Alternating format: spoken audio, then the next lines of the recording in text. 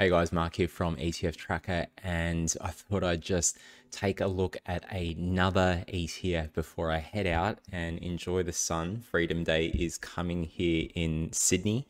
Not quite here yet, but it's a nice sunny day. I've got the park right outside, so I'm about to jump out, but I thought I'd just get this one out the way because I've set myself a schedule to look at these. I've had more requests coming through. Love it. Please keep sending all this kind of stuff through. So today we're going to take a look at ACDC, one of my favorite ETFs, one of the best performing ones from last year in 2020. And I spoke about it on the year-end in review when I was on AusBiz. I've got the music playing on the stereo there. So seeing if some background, music can help with this kind of stuff. Hopefully the levels aren't too bad, but I'm going to delete this if it doesn't work so you won't see it. But anyway, we'll get to ETFtracker. All right, so you can see here the front page. I got rid of the button there, which was all about the holdings, because we don't need the holding stuff anymore. We can just go directly to the ETF analytics. So I'm going to go to that. And what we can see here is that it's embedded on the page. So if you're new to this, it is embedded, but you can click on the maximize so you can see it full screen. It only works on desktop, so make sure you don't go to it on mobile. You get a message that comes up if you do go to it on mobile because it's not optimized for that. I'm already on ACDC. It usually defaults to A200, but it was wherever I was looking at. This is all built in Power BI, which is a Microsoft analytics tool. If anyone wants help with their analytics, or even if you're using Power BI, but you want to have something that looks like this, I can help you out with that. Have a lot of fun designing all these kinds of things for clients. But anyway, ACDC, it is an ETF securities one. It is all about equity global sectors.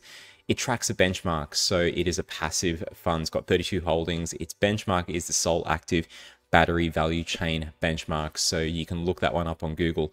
In terms of the description, it is something that offers investors exposure to the energy storage and production megatrend, including companies involved in the supply chain and production for battery technology and lithium mining. Demand for energy storage is being driven by the movement towards emissions reduction and renewable energy. So fun fact, this one could actually count as an ESG or clean energy type fund. So I've not included it. I really should have, and I will going forward. I saw that StockSpot have this along with, I think it's Clean and Earth, CLNE, which we have reviewed. We haven't reviewed Earth. But yeah, so it is definitely in that ESG space when you consider what batteries do with Teslas and all that cool stuff. The fund website is here as well. So I haven't done this before, but if you click on it, you can go directly to the fund page and you can see more information here about the holdings, more about the ETF. They all have different styles of different providers. This is ETF securities. You can see more about the trading and benchmark and allocation and all that kind of stuff. So you can see some information here. So have a look at those. And then, back to it. We'll go back to full page here. So I just got out of that. There's also the Google Finance page, because if you want to compare this to other similar types of ETFs, you can do that. So we can see here defaults to the 1 day. If we go to 6 month, we can see that it compares. We can also overlay different funds, or you can add your own kind of comparison, and you can type in a ticker if there is something you want to look up. Okay, so that's that part. We'll go back to full screen again. That's enough with the getting out to other sides. I don't have the MSCI ESG ratings yet, but that's coming soon. So it's just going to be a link. MSCI provides those links to what the ESG ratings are for these ones. So we will make it easier for you. You just come to ETFtracker and you've got all those different options, or you can look at the ETFtracker data. Now, in terms of holdings, its top holding is BYD. Co, and that's 5.04%. Pilbara Minerals, so it's closer to home here. Livent Corp, Rolls-Royce, EOS Energy. So there's both Aussie and global equities in here. So worth taking a look. We can see that the top 10 holds 38% of this.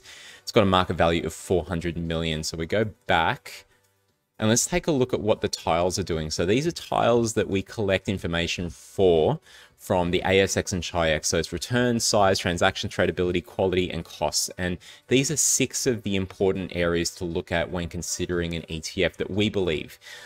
So first of all, with performance, the latest month was 1.6%.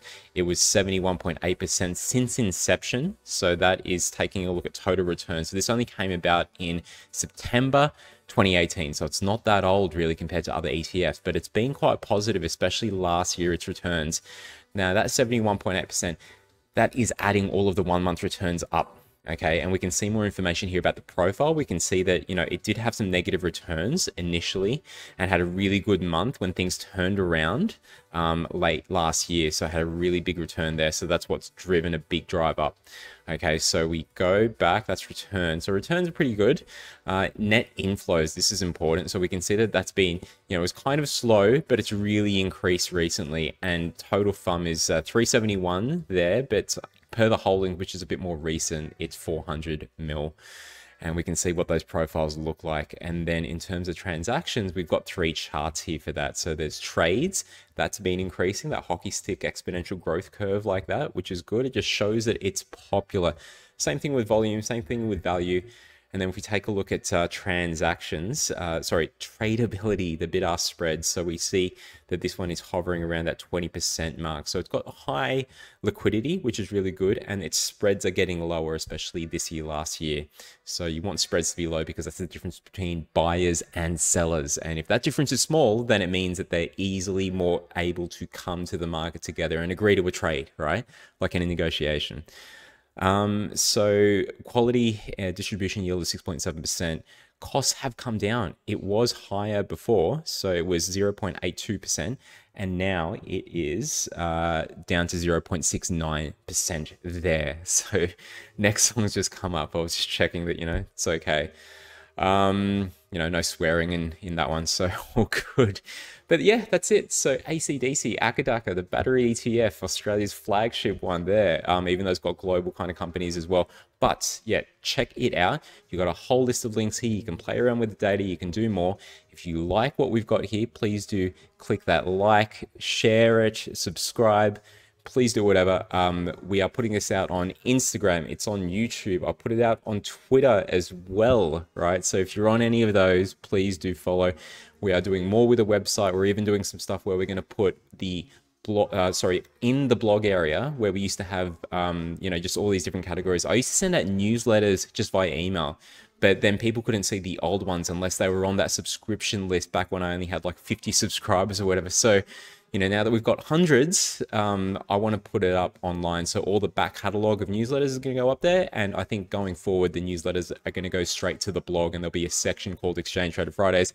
Anyway, this is all about ACDC. I'm Mark. I'm going to go to jump to the park. So go out, do something fun. I'll talk to you later. See ya.